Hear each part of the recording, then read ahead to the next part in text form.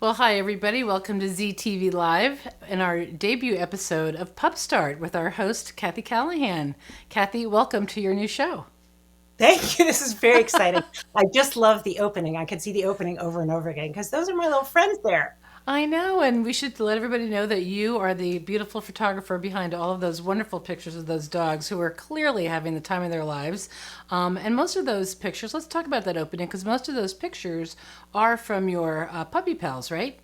They are. Most of those are just the pups. So, because I believe so much in socialization, which is going to be our topic today, that it's really important to get your puppies out there and developing their dog to dog skills in addition to just getting out in the world.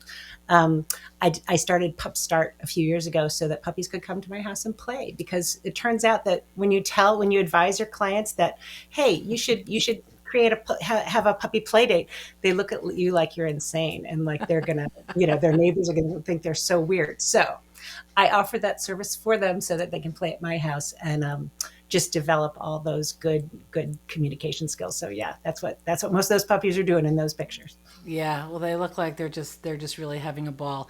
So let's get right into the topic: socialization. And it really is essential, and you hear about this a lot with dogs and with puppies. And there's only a short little window that you can do it in, and which I don't think that's true. So why don't you talk to us about that a little bit? Yep.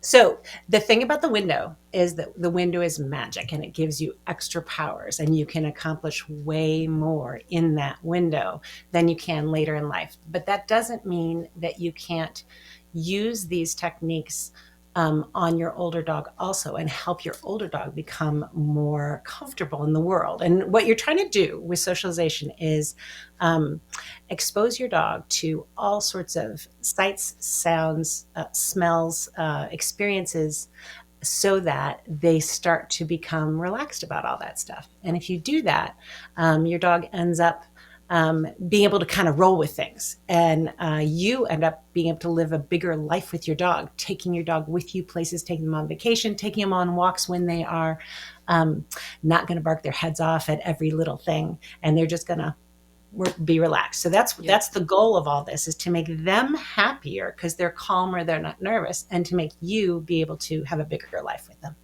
That's really great. And it seems like such common sense, but I think that sometimes when you have a dog, you get into, discouraged that the dog's not really moving along, maybe at as a rapid a pace as you think they should be, but, it's really, you go at the pup's pace, right? So, and the thing about socialization is that you are um, you need, it only works if it's positive for the puppy. So what Mm-hmm. we're trying to do is, it doesn't mean that you should think, oh no, I haven't socialized my puppy, and jump into the deep end and take him to the Scottish walk. Like, no. Um, all it is important that they see strangers and they see streets and they see cars and all that kind of stuff, but you don't want to jump in the deep end. And that's how you go at the puppy's pace, is that you are looking at your puppy's body language the whole time. And you, is the puppy kind of moving toward the new experience, or is the puppy shying away a little bit? You need to be super tuned into that the whole time. And you've always got your treats with you. And what you're trying to do, it's really basic. It's positive reinforcement. You're trying to connect um, the whatever the new stimulus is with a happy feeling and create a nice positive connection there. And so Mm-hmm. you're exposing your puppy to new things and helping your puppy to feel great about it by putting a nice piece of chicken right nearby. Right, right. Chicken or hot dogs or Yep, cheese or feta or whatever the case may be. absolutely. Um, So, and you obviously have done this a lot and are coaching your clients to do that with their puppies as well. Do you want to show the field trip? Go right into the Sure. field trip and show. Yep, we'll do that. So that one of the fun things, I think, is to take your pups on field trips to different places. But before you do that, you can also do a heck of a lot at home to socialize your puppies. And that's what I do with, for example, my foster puppies. When I have babies in the house, the little foster puppies, I will expose them to noises on purpose, like the vacuum cleaner. And I will drop a pot or drop a book, slam a door, and just getting them. And I'm not trying to scare them. I'm trying to just give them a little something to adjust to. And when you do that in little tiny ways, day after day, it's amazing to see how puppies begin to just roll with it. And so the younger they are, the more they really can absorb that lesson and start to learn that novelty is normal. That's really what we're trying to teach, because kind of what happens is nature will tell a puppy that somewhere around 4 months, anything they see might be a threat if they haven't seen it before. And so we're trying to work against that lesson and show them new things all the time, to the point that novelty itself feels normal to the puppy. So you can do that in your own house by putting on a hat and limping and putting on strange noises and taking your puppy outside when it's raining and just doing all sorts of strange things, in even rearranging your furniture. Put a stool in the middle of the room. You'd be amazed at how that can freak out a dog. That's easy to do. It takes you 1 second. You just need to have it in your mind to do that, but it can make a huge difference for your puppy. Anyway, so all that stuff inside your house is the easiest thing to do. Those are fantastic tips. Let me just interrupt and just say those are fantastic tips and so easy to do at home. And the rearranging of the furniture, especially, well, like one little just extra thing, they're like, oh, okay, this is something. Okay, everybody else seems okay with this, so I'll be okay with it too. Yeah, absolutely. And I'll even like change if I have beach towels over the edges of the pen. I'll put a different one there. They notice it, or you take it away, and they're like, so little things like that. And, we all tend to live pretty routine lives, or at least I do. And so you want to make sure to throw in a bunch of variety, because if your dog is living in your house with you and you're the same every day, your puppy is not getting exposed to enough new things. So you have to think about varying that stuff. Wow, that's great. We are going to show the field trip that Kathy was just talking about. I would invite you, if you have any questions, to go ahead and pop them into the comment while we are chatting. And I think Kathy will probably get a chance to answer them. If she can't answer them today, she'll get back to you on it. But let's go ahead and start with the field trip video. And this is at a place that everybody just might recognize. Okay, this is going to be a special lesson that is how you do a field trip with your puppy. I'm always telling everybody to get their puppies out and about. It's hard to do on rainy days. It's hard to do during a pandemic. It's hard to do for many reasons, but we're going to show you how to do it. This is Grace. And this is possibly Henry. We'll see. We're fostering him. So this is going to be his first trip to the variety store, which is a nice local store that allows dogs. So we're going to go in there. We're going to try to meet people. We're going to have him experience any weird surfaces or sounds. And try to make everything feel nice and positive to him, because Grace is loaded up with, what do you got? Hot dogs? Chicken and feta. Chicken and feta and hot dogs. So that's going to be a good day for him. So here we go. And even the cars. One of the great things about field trips like this is that it's an automatic car trip, which, good job. Oh, there's some good confidence. See, that's good. He's interested. He's not pulling back. That's so good. This is what we want. Here we go, baby.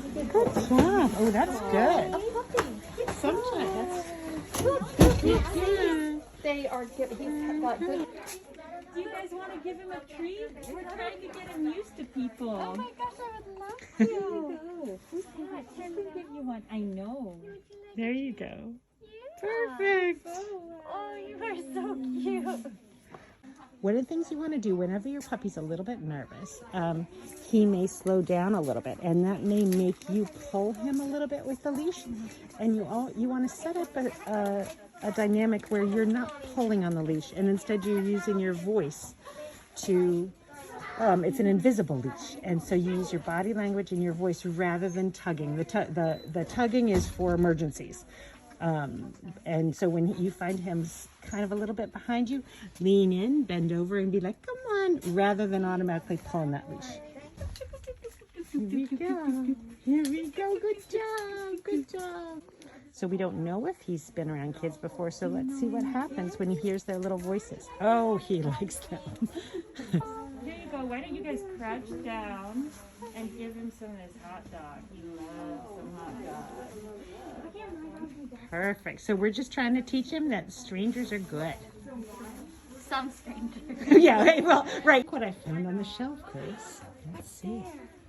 Look at that. He's from Rescue. We think German Shepherd. He's beautiful. You are so He's gonna get big. Want to come out the? Oh, we're not sure. Come on, it's a little scary to go through the door. Well, Mommy's gonna have some treats though. Come on. Good job. Good job. Perfect. There you go. Perfect. Now Little scary. Okay. Here you go. Here you go. we are finding out that he is worried about kind of going through entrances to go outside.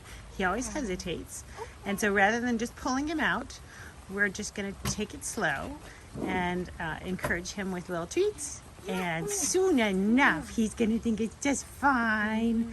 But if you just grab and go and pull, then they don't actually learn a positive lesson from that.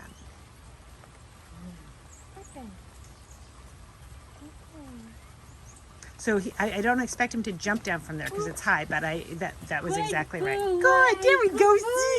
That's great. Wow, so many wonderful tips in there. I think my favorite one was using your voice like a leash, and not just because it's such an instinctual thing to kind of pull to get them to go. But boy, if you can get him to or her to respond to your voice, that's a huge win or a huge tip for you. Great thing for you. So that is true. That is just true forever. That's what I'm always trying to teach people is that the leash is not a steering wheel, and it is very instinctive for people to use it like that. And really what you're going for is your bond with that puppy. You are pulling that puppy into you with your enthusiasm and your voice and your treats and your body language, and not just manipulating all the time. But of course, sometimes you're going to have to. But anyway, that's the goal. Mm-hmm. So what I wanted to be sure to say about this one is whenever I tell people I do this or they find this out, they're like, I didn't know you could go to the variety store.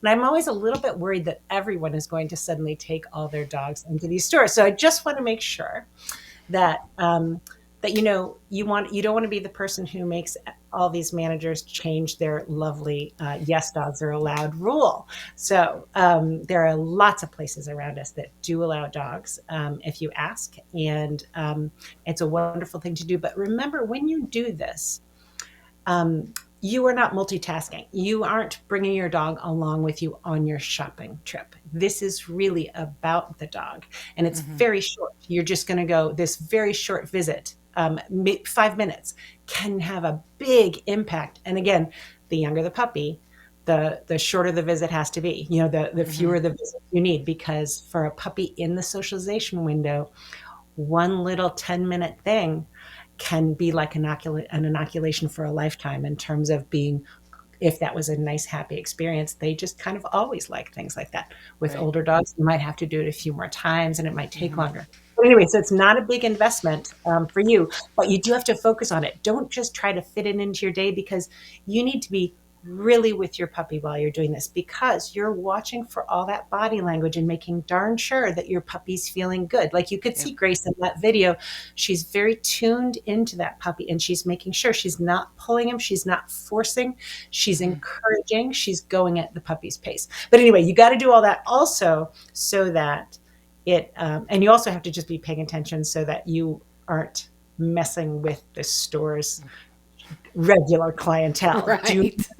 Don't like all of a sudden say, Kathy Callahan does it, I'm going to take my dog in here, and then let your dog annoy all the people who in fact don't like dogs. So just be very polite about it. But it is a wonderful thing to do. Right. So you're reading people's cues as well as puppies' cues. So That's right.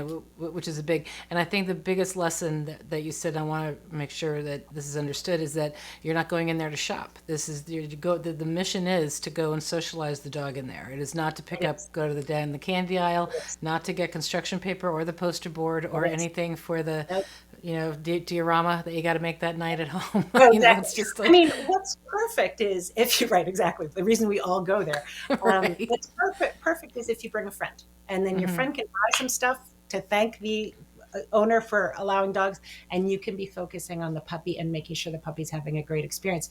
And the other thing that I wanted to point out in that video is sometimes you want to give tips to the people who want to say hi to the dog. You do want your puppy to meet strangers. That's part of this whole the goal here.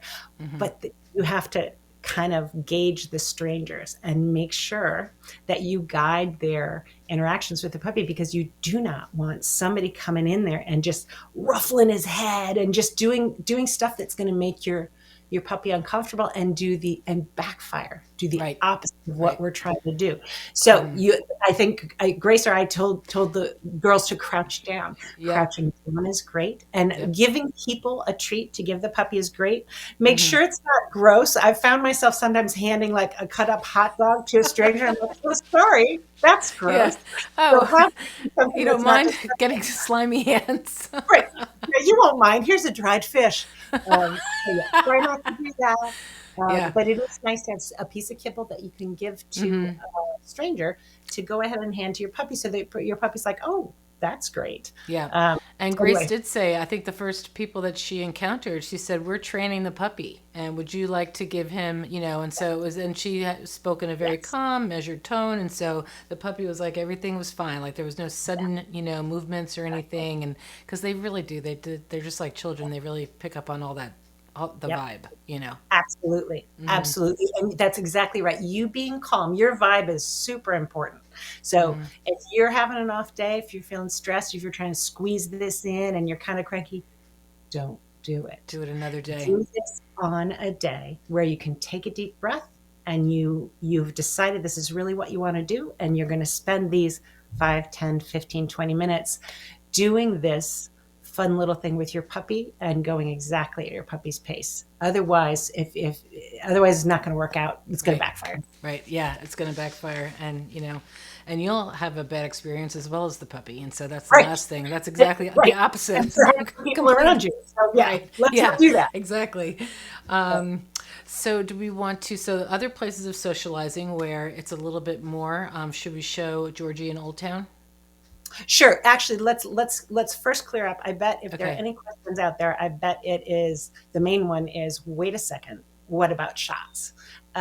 So old-fashioned advice was to keep your puppy basically in your house on your property until they got their last shot, which is typically you get maybe 3 parvo distemper shots, and then you get rabies, and you're finally all done at maybe 4 months, a little after 4 months.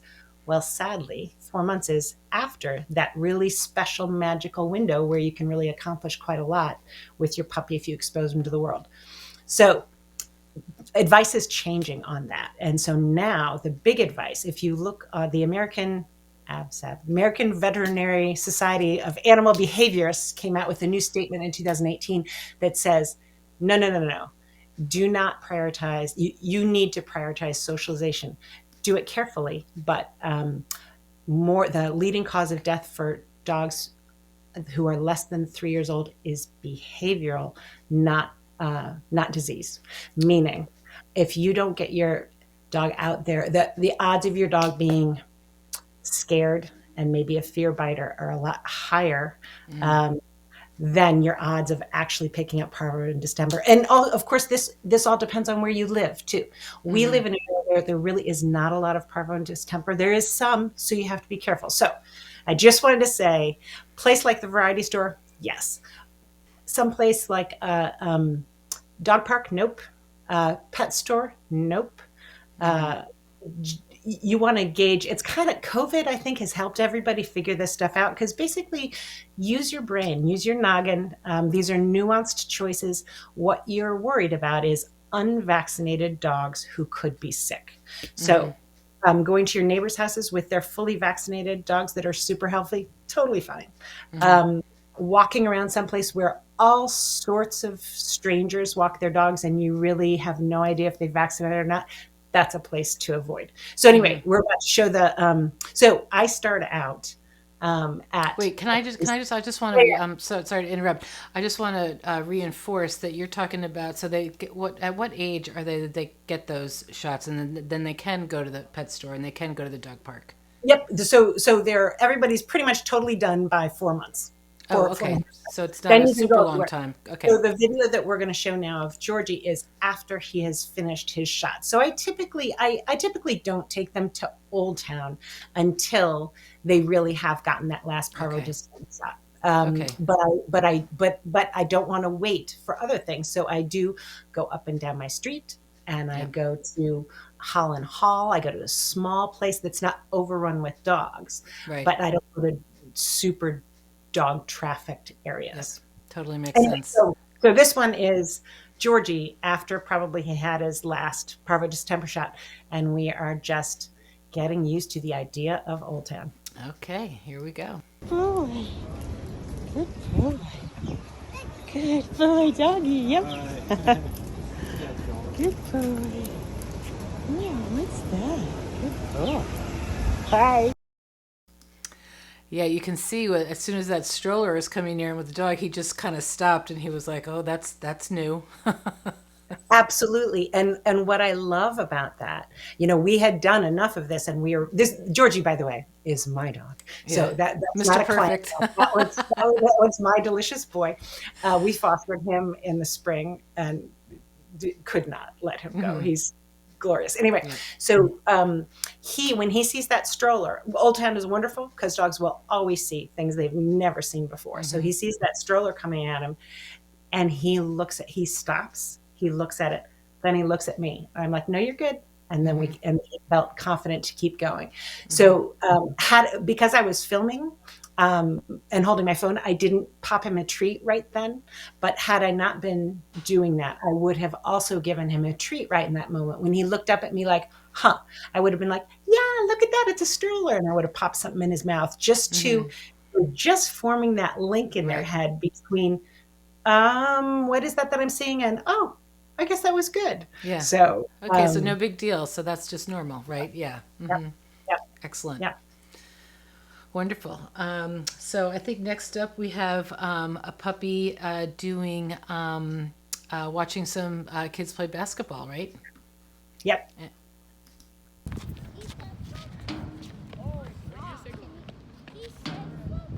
Good job.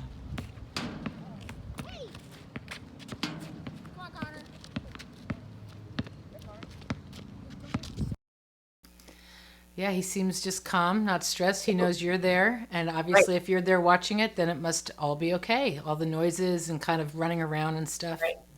And I mean, that was basically me testing. That's Dawson. He's a client puppy. And I was just testing to see where he was on this. And that moment taught me this isn't not an area that we need to work on for him. So if you don't have, I mean, if you're lucky enough to have a bunch of sons and they're playing in basketball in your driveway, and they're screaming at each other and they're bouncing balls, your puppy is good to go, because your puppy will see that over and over again, realize it's no threat to him, and it's totally fine. But if you are empty nesters and you don't ever have kids around at all, it's really important to go seek out children of all ages, and especially when they are doing loud things. So loud things with balls, basketball is perfect. A playground is great. Any kind of kids making a bunch of noise. But here's the thing. You want to seek it out, but you want to do it at the puppy's level. So had Dawson been a little bit worried about that, like as we walked up to that basketball court, if Dawson had sort of stopped and been like, uh-oh, what is that I'm hearing? I'm not really sure. I would have slowed right down and just maybe sat down right there and started giving him some treats, maybe distracting him a little bit by asking for a sit and a down, the things that we normally work on, because that would have kind of put him into that calm zone, like, oh, I know what this is. This is those things that we practice all the time. So yeah, we can do that. That gets his mind off his worry a little bit. Then he's going to look at the basketball court again and sort of be like, well, I guess this is fine. Yeah. If I see his body language relaxing, then we're going to get a little bit closer. And maybe we're going to come back the next day and get a little bit closer. So that is how socialization works, is that when you see new things, you seek out these new things, figure out if the dog is okay with it or not, or whether you need some more lessons on it. Yep. Yep. Such great lessons. So many lessons to be learned in the simplest of circumstances. It's just, I love how you have teachable moments in these day-to-day touch points. And speaking of which, let's bring up the next one, and that's the, well, first I want to show you the toddlers and show Georgie with the toddlers. So this is Georgie meeting some toddlers. Good job.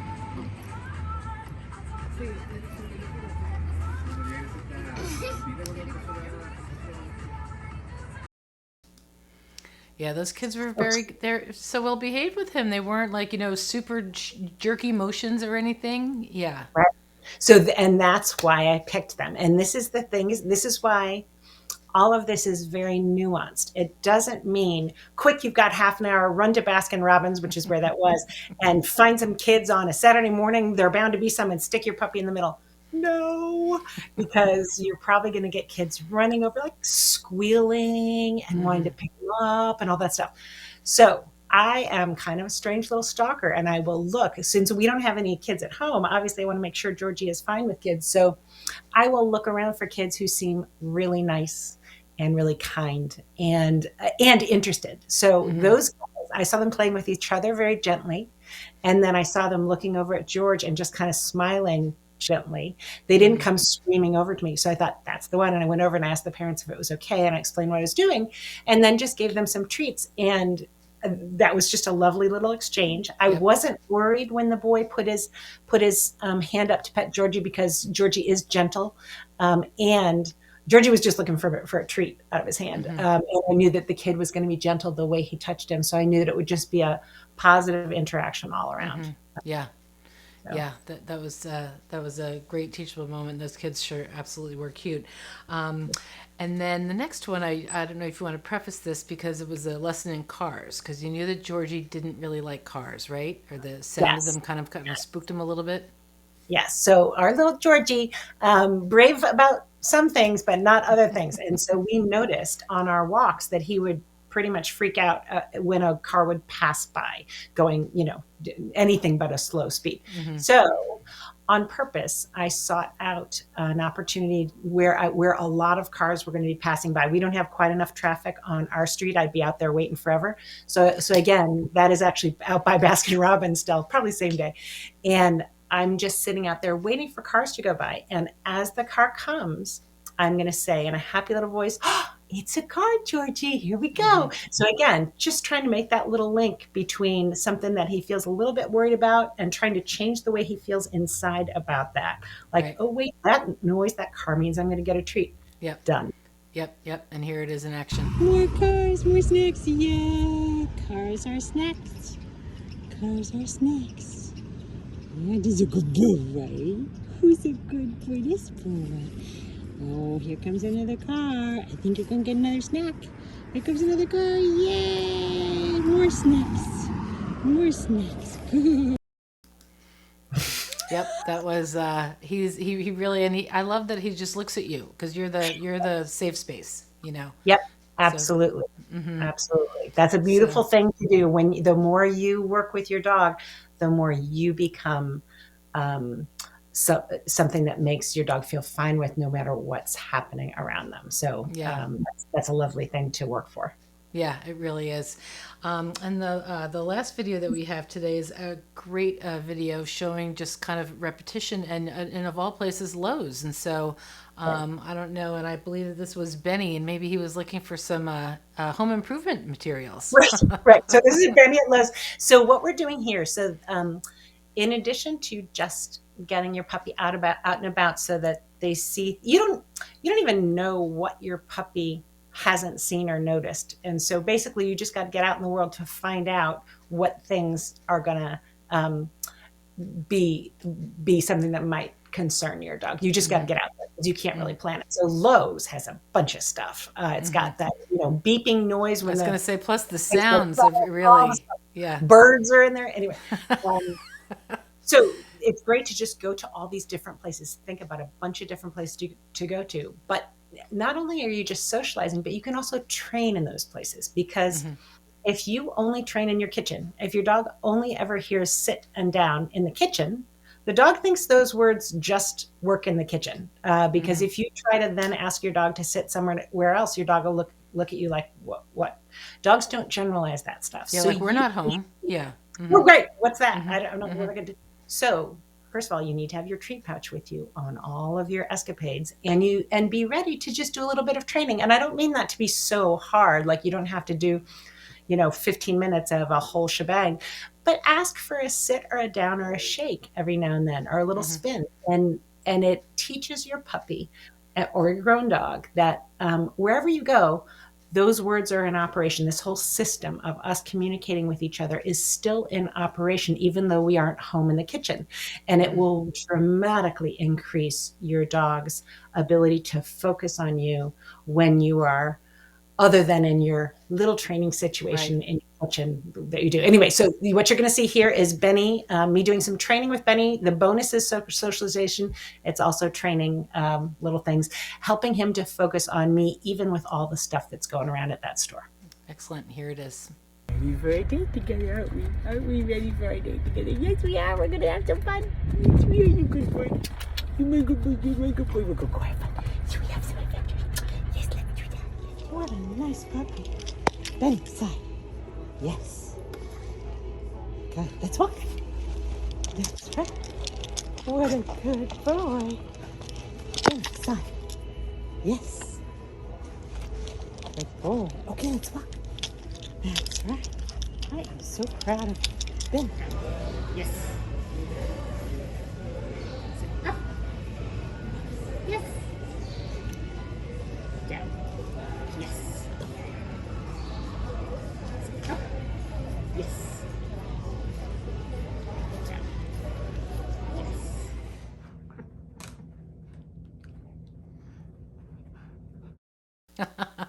Little bonus footage at the end of a reward for coming home and being such a good boy. But I love how he's instinctive, and he's again all eyes on you, and he's just doing what you're showing him how to do, not necessarily always telling him what to do, but you're really showing him how to do it with your hands. I'm just encouraging him. What I'm doing there is rewarding him for the walking. I'm saying, let's walk, and rewarding him every time he's right in that nice sweet spot where I want him to be, is kind of around my left. I really rarely teach a formal heel. I don't really care about that. I want dogs not to pull. And I like it when they hang out on my left side. So for him, the way I'm starting that is I'm just saying, hey, let's walk. And then he gets little treats when he's kind of walking nicely along with me. And then sometimes I'll say side. And that means sit at my side. We're both facing out. And that kind of keeps that walk staying a little bit contained and nice. Anyway, I wouldn't be doing all that if he were too nervous about the surroundings. The reason I was able to do that kind of lesson at Lowe's is because I had socialized, or Benny had been socialized enough that he wasn't overwhelmed by that scenario. If a puppy is busy just absorbing the sights, then I'm not going to work very hard on that stuff. I'm just going to make sure that the real lesson here is feeling great.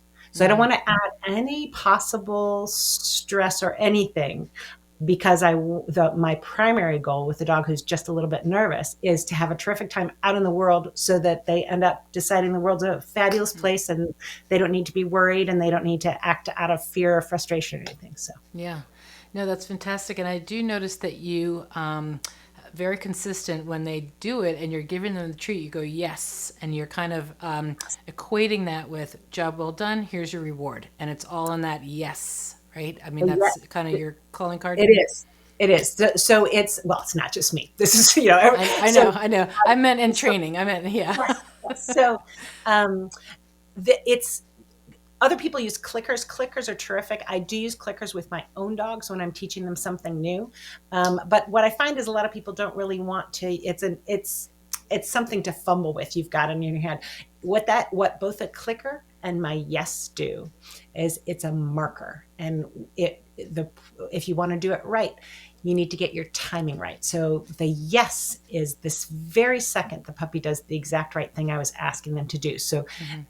Yes, that's it. Because if you just wait for the treat to get to the puppy's mouth, often if you asked for a sit, by the time that treat gets to the puppy's mouth, they're standing up again. Anymore. Right. So what did he just learn? He still doesn't know what a sit is. Yeah. But if you said yes, the second that butt hit the floor, he's like, oh, that thing. Yeah. Then pretty soon the puppy also learns that that word yes is awesome because it's always followed by a treat. But if you're great about using your yes, then the treat can follow and you don't have to be rushing into your pocket to get that, Right. But the yes is the timing on that is huge. Sometimes that's the difference between somebody who trains really well and somebody who's a little slower is the timing on that marker, whether it's a clicker or the word yes, because it really allows you to communicate with that puppy so quickly. Because the things we ask puppies to do are weird. Like puppies don't do these things, shake and sit down and spin. Like they don't do that stuff, and they certainly don't walk slowly at your side straight. Right. And so our stuff seems very weird to them, and so you got to be clear about what you're teaching. So that yes helps you to do that.